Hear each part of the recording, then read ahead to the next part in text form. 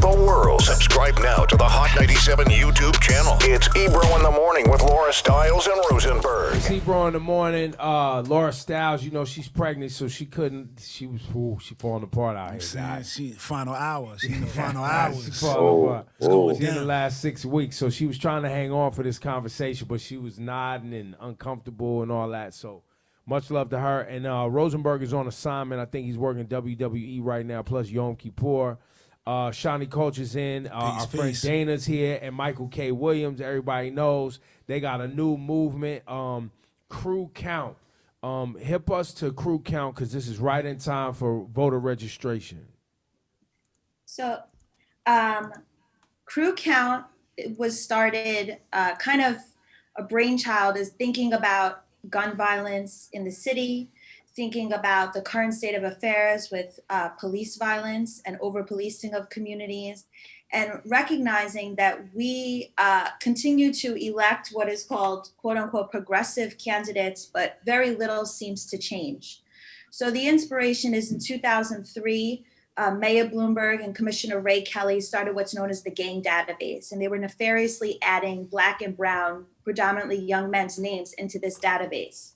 And this database has grown exponentially over the years. They've been sued for it. There's been opportunities to take people's names out of that database, and they've not taken that opportunity. And just for those that may not understand, wherever they're viewing, this was a database where if they thought you were in a gang, they just threw your name in this list, this file. Exactly. And this list over the years grew to the number of something like 30 to 40,000 names. All unbeknownst to us. If your name would go on, you had no knowledge of that, then they would begin to weaponize it and use it against you, against us, your community. If you did get a summons, if you did get some sort of thing, they could upgrade your charges based on you being in this database and call you a gang member. So that's what happened in 2013. They launched what's called Operation Crew Cut. Now, this was the big takedown where over 400 people were brought down and put on these charges, gang affiliated and whatnot. And the thing is that we knew that gang crimes or gang violence made up 1% of crime in New York City. Crime was on a trajectory of moving down. All of this was happening, and yet we're still doing this type of behavior. And I want everybody to recognize that around over 300 names a month are being added to that list under Mayor de Blasio. So this is still happening. So what we did was we said, okay, how do we target those people to make them part of the civic engagement process? So we are hiring young people who live on what we call impacted blocks. So blocks that have over-policing, that represent the incarcerated population in New York City. We're hiring those young people. We're doing intense civic education. And then we're giving them a budget to activate their block around civic education. So Shawnee came to our launch event on Friday. We're so grateful that he was there. Yeah, it was really nice, really nice. They had the whole community out, you know, kids dancing, drumming. Does this civic engagement include voting? Yes, so the kids were registering. So the idea is to register the block to vote. So people that typically do not engage, and to do the census, exactly. So people that are typically not engaged, we're talking about the blocks that have the light towers and the police officers on it at all times. Those blocks, we're occupying it with something positive at the time when usually negative stuff is most likely to happen. And we're doing this voter registration census. We had Exalt Youth was outside doing signing people up for jobs. And it really empowers the young people that live on the block to take the block back. So it's tackling the gun violence problem. It's tackling economic challenges that our young people are facing from COVID. And we're reimagining what public safety looks like and how it's achieved by allowing people to take ownership of their block and really deputize the block to now understand how voting is connected to public safety. Because your mayor picks your police commissioner. That's right. And, you know, one more point, and then I'm going to let Mike do the rest of the talking. A study came out last week. In 2018, we found that while crime was going down, community policing was happening all over the place. I swear, the NYPD plays more basketball than the NBA. Yo, listen. All this is going on. Double Dutch and basketball playing, listen. I mean, that's major marketing. So this is all going on. And yet in 2018, this study was just released. In 2018, we found that Black New Yorkers were 6 times as likely to get stopped than their white peers. And that number jumps to 8 to 9 times more likely for 16 to 20-year-olds. So all of these changes are supposedly happening. They're telling us that we're seeing reform. And it's not happening. It's so how do you move those people who are most likely to be stopped, who are most likely to have police contact, whose blocks are being over policed, into a position to hold power, to say to the next mayor, what we need looks like this. And you have to have the language for that. And the NYPD has said, well, those stops happen because we have more 911 and 311 calls from Black and brown neighborhoods. That is true. But that's why you need a leader, a progressive mayor who will then say, the answer is we're going to take 911 out from under NYPD control. We're going to make that a separate entity so we could dispatch these other agencies that are better equipped to deal with youth and noise complaints and this, that, or the other, because we have which they call quality of life issues. Right. And not have the police show up to them. But you need to be an innovative thinker and leader, and you need to imagine what is possible, not what is. So that's Dana, what we're doing. Is there a mayoral candidate that you've heard about coming up? Because when do we vote? In 2 years? No, next year. Next year. 2021. 2021. Yes, is there a mayoral candidate that you got that Dana you like or Michael K you like? I am not, there's nobody that will get attention from me. I mean, listen, Crew Count is a nonprofit. We're not going to endorse anybody. Me as an individual, I've spoken to a bunch of candidates, and I'm very clear that my endorsement is based solely on your police commissioner pick and your understanding of creating a public safety support system. And I stand with her on that. You know, I think the work I've been doing with Dana has educated me that I believe I've been going at it wrong. You know, a part of the large problem in regards to policing and our community is who sits in that chair of commissioner, who has that position of commissioner. So a good way to figure out who I want to get behind is who are they looking at in regards to their hiring in the position of their new police commissioner. That will that's going to give me a gauge of who I want to throw my platform and my voice behind. And any mayor coming in, is it as simple as I want a new police commissioner, or are there some sort of union protocol, politicking shit that's got to happen? I mean, the mayor picks. So this is something that I think city council should look at.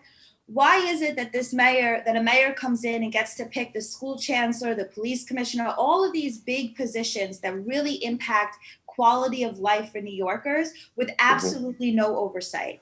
And that happens, right? So or no input from us. I believe those positions should be voted in. Like the mayor, there should be an election for that, and we should be able to interview and get to know who are they lining up for this. This is just exactly who are these individuals. I mean, one of the Bill questions. de Blasio.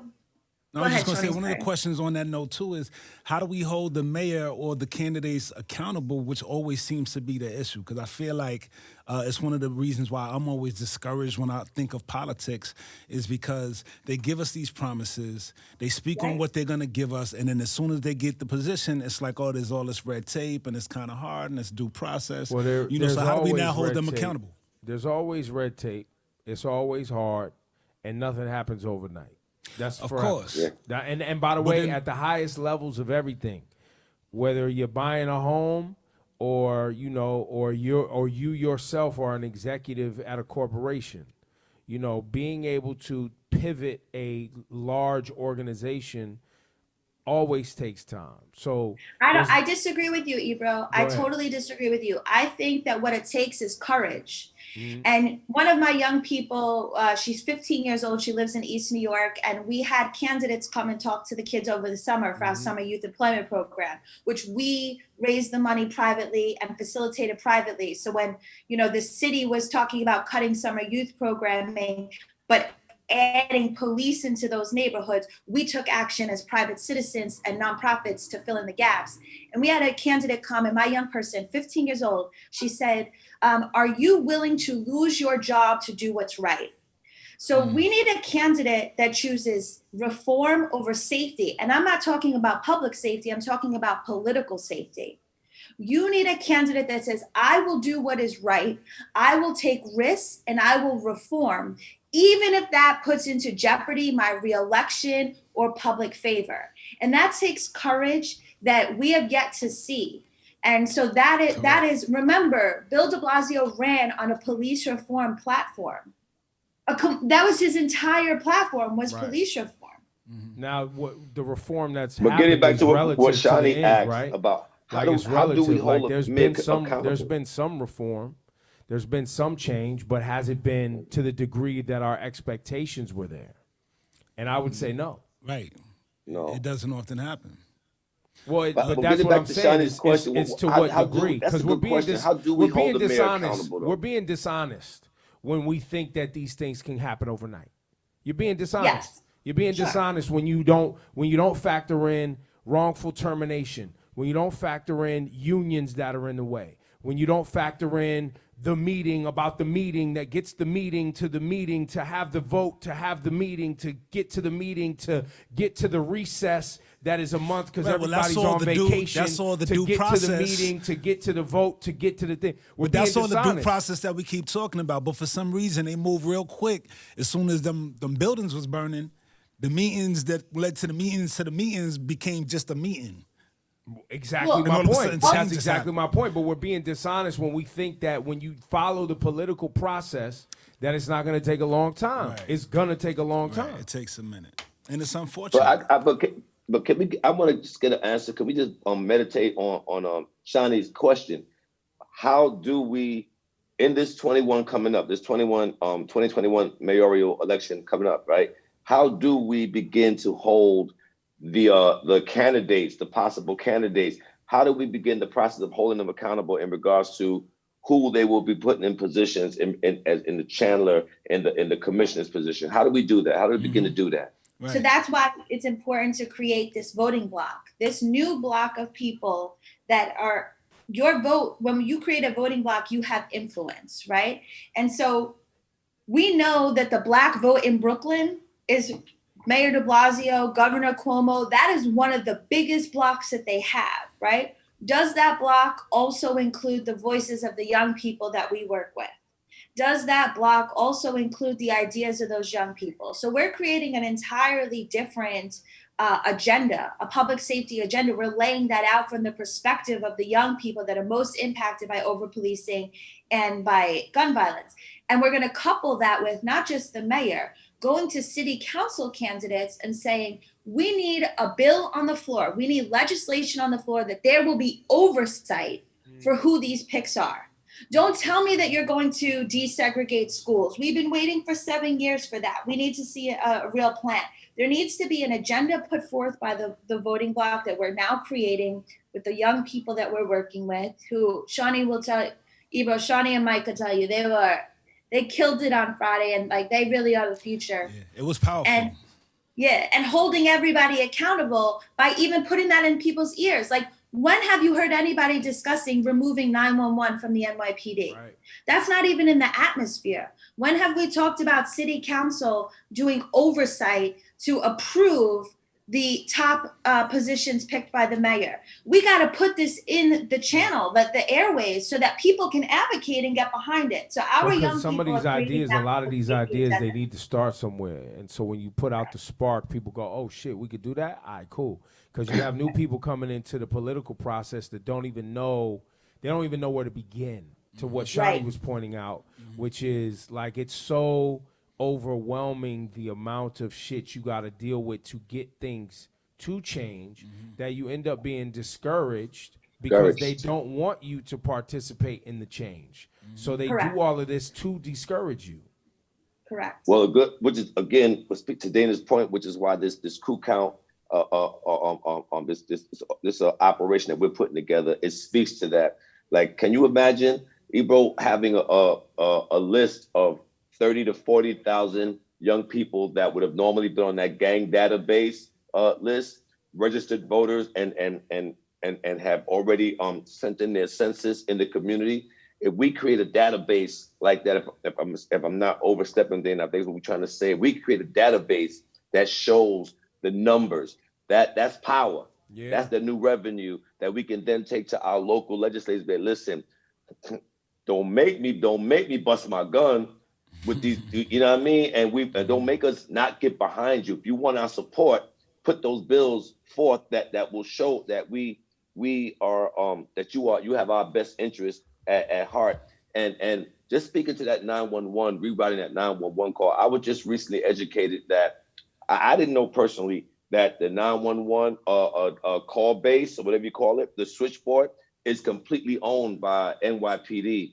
Yeah, all of it, all the calls. I did not know that.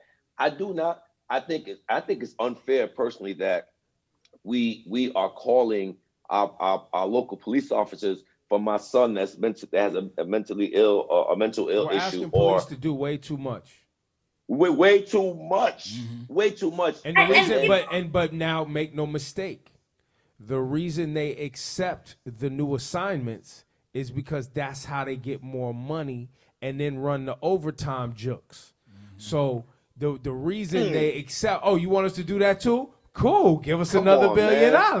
Oh, you want us to do that too? And you're forgetting about the data. So by holding on to the 911 system, if we were to take that out, if we could, and then extrapolate where the calls are coming from, what exactly the calls are for, then map that and overlay that with resources, you would see quality of life shift that you haven't seen before. And the other thing is that we need to activate a public safety ecosystem. That means that you make the NYPD part of all the other city agencies handling public safety. They're an equal stakeholder. So maybe Department of Youth and Children's Services doesn't just work from 9 to 5. Maybe they're the people that go out to the large groups gathering, like the place that we were at on Friday night, and they're doing job training, GED, tutoring, when the young people are outside. We don't need you from 9 to 5. We need you 24/7, and we're going to create shifts so that people can respond when needed. But we have to have that information. The data is so important. And that's part of having a smart city. That's part of having reform. And you need leaders that look at things like that. Again, it's not what is, it's what it could be. It's what it should be. That's right. Well, Crew Count, how do people get activated in it? What do they do? Where do they find y'all? And what are you asking people to do right this second today? They could go to Crew Count NYC on Instagram. Please follow us. We're going to be updating that. This is brand new. We just launched it. The presidential election is kind of our test run to see how everything is going. The kids are experimenting what works, what doesn't work. Where we launched on Friday in Crown Heights. We're going to be launching in another 10 days. We're going to be in Brownsville. Fat Man Scoop is coming out to MC. Shawnee, we still want you to come, but you know, we couldn't. Yo, Shawnee registered to vote? Shawnee was out there heavy. He listen, Ebro, I gotta tell you something. He said that if we could create this block. This is what he told me, Ebro. Okay. We talked about this. He said, if we could create this block, if we could show that we can hold people accountable to create real change, that he would vote. He said that. That's a fact. That's a fact. So, I mean, you know what it is. We're gonna take this all. Y'all, if you listen to Ebro in the morning, you're gonna be hearing this audio a lot. That's yes, right. He said he would, and I asked him if I could announce that publicly, and he said yes. Yeah. So, I mean, you know, I'm always for the people, and I'm for progress. You know what I'm saying? I'm not about any of the nonsense, and I'm for the community. It's just when I see some of the things, like I said, it's discouraging. But if we can create some type of systems where we can hold them accountable and we can get some real changes, you know, I'm always in. Well, because I vote with my lifestyle too. Just prepare yourself. The holding accountable piece. It's such an arduous journey.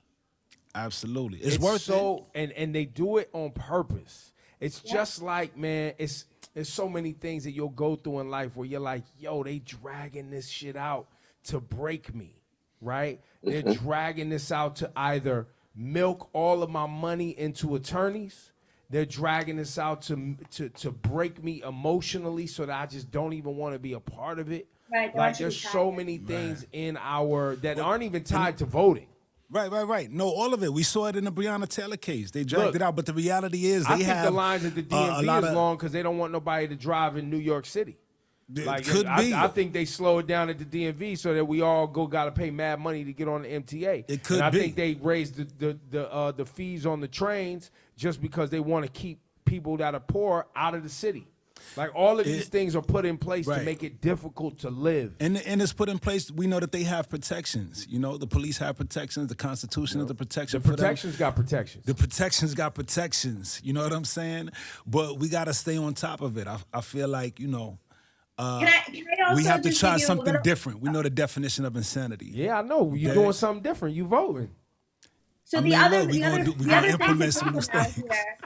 It took 30 years of fighting and building coalition for 18-year-olds to get the right to vote. And when we did that orientation with our young people that we're activating, and we talked about that, is it worth the 30 years? And who are you willing to build coalitions with to change things, right? Mm-hmm. And they said, of course, it was worth the 30 years. It's hard when you're in it, but it was worth it, right? Because 18-year-olds and young people is who got Obama elected. Now, fast forward, I said to those same young people, I said to them, would you be willing to work with the ops to change policing in your community? And I had kids, they are ops, sitting in the same room together, all respect, from all different neighborhoods. And they said, absolutely, absolutely. And so that alone says that we can't stop and we can't give up, because that is the solution, right? They can get united around reform, they don't even identify as being civilians. They talk about civilians as other people. So we have to continue to really infuse and empower them with information and opportunity for them to be their best selves. We're not doing anything special. We're just giving them what they deserve, right? Mm-hmm. And then letting them take it from there. So I just so to get back to how people could help, Crew Count NYC on Instagram, and there's a link to donate. We are paying our young people to do this work. We understand that economics is a huge part of public safety and creating change. So if you could donate, we appreciate that. And you could text Crew Count to 31996. And that's a great way for you to stay. We're going to be giving voting updates. So if there's a deadline coming up, you're going to get a notification right away about that. Michael K. Williams, appreciate you coming on the program today. I would ask you about your character in Lovecraft Country. Or Lovecraft, is it county or country? Country. It's country. And but I'm lost. I'm trying. I'm trying to, and I watch. Me and my lady watch. We watch. And we watch, and it's metaphors, and we get all the sci-fi, the metaphor, the this, to that, But last night's episode was a big episode for your character as Atticus's father. I forget your name on the show. What's your name on the show? Montrose. Montrose, yeah. And it was a big moment about their relationship, and how Montrose was as a father to Atticus, how abusive you were, but you were projecting your own frustrations with your own identity onto your son, and et cetera, et cetera. We learned a lot about Montrose. For people following the HBO show, and when you watch it back, I got two questions. For people following the show, what words do you have for them about Montrose, the character, and about the show in general that you would like to share about this experience for yourself? Let's start there. First, with Montrose, we have to remember that by the time we meet this man, he has so much trauma, so much generational trauma, so much personal pain that was inflicted upon him from his family members, his community, and the world outside. When we meet Montrose, he is already a survivor of the Tulsa massacre. That's right. He takes his family is taken, and they're moved to the south side of Chicago, which is kind of like moving in a war zone within itself. And they do all of this during the Jim Crow era. That's just on an exterior level. That's who this man and his family, that's who they are, just on an exterior level. And what happens is the season opens up with us beginning to unpack who they are in this particular point in time in their existence. And what we're actually witnessing is just a family, working to define itself, trying to forgive each other, to love on each other, call each other out. They're going through just and Montrose's love for his son. Family just goes through. Montrose loves his son. He's still riding, trying to hide the terror of what his son is clearly walking towards in the discovery of whatever the hell it is. It was the Book of Adam or the Book of Names and the whole unpacking of the family history and all of that. Clearly, Montrose is trying to jump in front of that in some way, shape, or form in multiple instances. Well, if you look at that's the Black experience in America. That dark magic that was part of Atticus's bloodline by way of his mother, that was from Master. That was trauma and stuff that was passed. That came from when his ancestors were on the plantation. Mm-hmm. So we may not all have Black magic from our existence or our ancestors. We got plantation trauma. We got PTSD. My man. Everybody. And so that's the metaphor what it speaks to. But when you talk about and it's, bro, I hold you in high regard to someone who is well thought and well versed and cultured and educated. So when I say that to say, don't feel bad about being a little confused. I read the damn scripts and I'm still confused, right? But what I will say though is there's so many nuances and layers and different nuggets. Like nothing is on the page is wasted. Like I read the script, but then when I watched the party scene with Letty is throwing the big housewarming party and she's walking around the house pouring punch, right? You would think that whatever's being said is just background noise. But I watched the episode the other day, I think, and when she's walking by a group of kids and they're talking, and I decided to listen to what they were talking about. And she goes, yeah, I hear Michael changed his name to Martin. Yeah. He dating that white girl? They made him marry a Black one. But yeah, and then they go on and they talking about Martin Luther King Jr. Martin Luther King. Yes.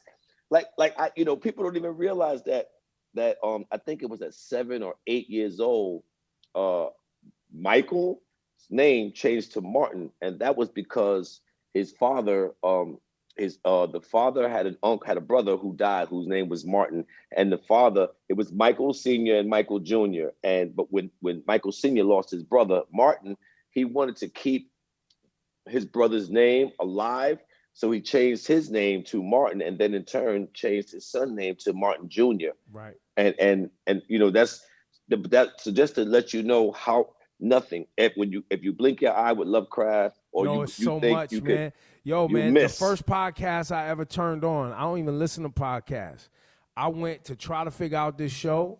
I went and listened to the Lovecraft Country podcast, one episode. The podcast was hard for me to follow, but the little nugget you just pointed out, I got that nugget from listening to the podcast because the show is so what's the word I'm looking for? Dense. Dense. Yeah, the show's so dense that you'll watch it, and it wasn't until I woke up this morning that I even realized that the outer space sequence was her discovering that there was a Black woman as God sequence that she was tapping into through that instrument of finding herself. And then which took me back to the white boys trying to use this magic to tap in to finding the true God, which is the Black man. But they needed to use Atticus to do that tap in, but it ended up destroying their whole plantation when they tapped into it, because the power that came through Atticus shut down their whole shit. So the white boy wasn't even allowed in the shit. Look at Shawnee's face right now. Shawnee's like, yo. I'm like, yo. But it took me, I was like, the Black woman's God. Oh, shit. And the Black woman that helped her find herself. And wait a minute, that's why that they could access the shit, but the white boy couldn't access the shit because he needed the black people to access the true God shit, but it was too powerful because he was fronting it, ripped down the whole house. First of all, I just want to give a shout out to my friend and sister, Ajanu Wilson, man. She's such a master at her craft. She's dope. Man, just to see she's so multi-layered, Hippolyta. She's an astrologer. Like, she when they had her busting down the math problems and shit. And come on, bro. Come on. She's sitting there on her bed and she said, wait a minute, on the axis, and she's man, her mind is so beautiful. But there was a scene where like Hippolyta could have been anything, you know what I mean? But she made herself small, and she made herself small for two reasons. One, to fit into George's box of what he thought a good wife would be. Right, and she was angry at him for that. Yeah. And she also was angry she said one of the most powerful lines in the season at this time right now, especially in the light of what was the disrespect to Breonna Taylor, to see this dark-skinned black woman say, sometimes I just want to kill white people. She said, they make me so angry. She said, but I'm more angry at myself for allowing them to make me feel small. I got goosebumps. Like, I got goosebumps when I think of how disproportionate the black woman is. We beat them. They get beat down by the world. They get beat down by us as men. That last night was powerful. Her dark skin, her full body, her wide, full lips. I mean, it was just to see a black woman in outer space, because the black woman is the beginning of civilization. She can go anywhere. Melanin is it, but what makes our skin dark is in the universe. So to see the black woman free herself, free her mind to be anything she wanted to be, that's what it was supposed to be in the first place. And she still came back to a place of forgiveness. She came back to her man, George, and said, you made me feel this way, but I still forgive you, because the black woman is God. She's a nurturer, she's a healer, and she's a forgiver at her core. You know what I mean? And that's what last night, it says so much last night. It was brilliant. It was brilliant. Yo. Yo, Shawnee, I'm telling you, this Lovecraft shit is next level. I gotta get in. Bro, you gonna go into it like, wait, hold up, whoa. What are we, 6 weeks in? 7? Where are we at? 6? Last night was 7. So I could binge and catch up real quick. You're not. Oh, yeah. I mean, no, you can you mean I'm not? No, this is what I'm saying. This is what I'm saying. No. You'll get to where we are right now. But nobody's caught up, though. We still figuring it out. There's no catch up. And how many episodes in all, do you know? 9. They're 10. 10. That's right. Yo, Shawnee, no Kokomo until you watch all of them. Oh man. Yo, Dana, thank you for coming on the show. Yeah. Crew Count, what is it on the IG? So just 2 things to plug. So Crew Count NYC on the IG, if you want to donate, the link is in my bio, Mike's bio, and the Crew Count bio. And also Thursday night, Johnny Shipes over at Cinematic is going to be hosting a fundraiser, and you can have your music reviewed live by him. For a donation. So definitely check out Johnny Shipes' Instagram as well. Mike will be on with him. And also one more big shout out to the team over in Brownsville in Violence Out, Bevo. Those violence workers came out and they held down the block with us and proved that blocks can create their own safety on Friday night. And we were really blessed to have them there and to have their partnership throughout this. So, and Shawnee, thank you for coming and emceeing, of course. Indeed. Shawnee. And if I could just leave one more note, what Dana just said too, man, the work I've been doing with Dana has afforded me the opportunity to be around a lot of NYPD, particularly brothers and sisters on the Blue Wall. And it just is on my heart to just give them a shout out, man. There's good policing doesn't make the news, doesn't sell newspapers. And although there's a lot to be fixed and restructured within their system, there's also a lot of good men and women out there that really want to do the work, that really care. At least I believe it. It's on my heart to say this, man. There is. I'm just hard on them because we don't hear from y'all when y'all people be fucking up. So y'all be out here fucking up. Y'all be quiet. That's another policy thing that we need to create a protection clause so that when officers do come out, they're reprimanded severely against, because what happens is they do say something and then they get buried. Right. And I also, Ebro and Shawnee, I know you so much love to Edwin Raymond, Lieutenant Edwin Raymond. He going through it right now. He went out on a bike ride and it was in honor of Breonna Taylor, and they killing him right now in socials and whatnot. So just sending lots of love. We have to lift him up. Shout out to Edwin. What? Well, meaning that he's a black man in uniform, so the energy that he went out on this the bike ride with anarchists. You good, Edwin? Don't worry about it, bruh. Yeah. We built for this, bruh. You know what it is. Holding strong. You knew they wasn't gonna like that shit. Fuck them. Yeah, that's right. They ain't supposed to like it. But it is hard for them. The brothers who understand the struggle and still gotta wear the uniform.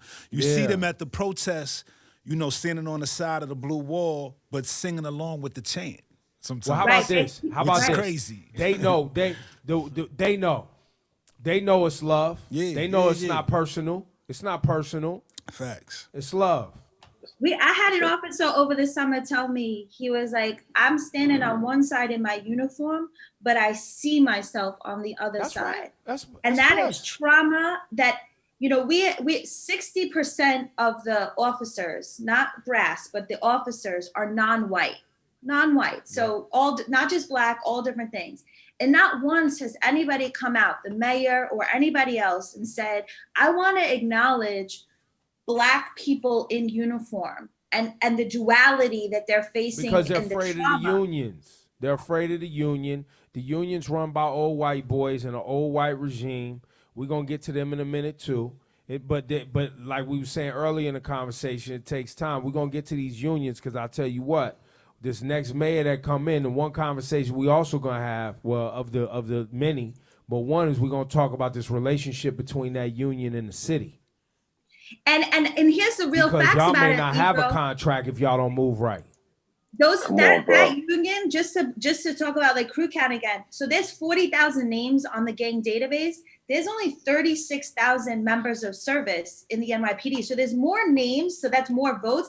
And if you don't even take into account how many people that are members of service don't even live in the city. They can't vote for the mayor. That's right. So at the end of the day, the voting block is much bigger on the other side than it is on that side. And I'm going to tell you how fucked up it is. The NYPD don't like the mayor either. Right. The NYPD don't like the mayor. Yeah. The people mad at the mayor. Mm-hmm. That's the job, though.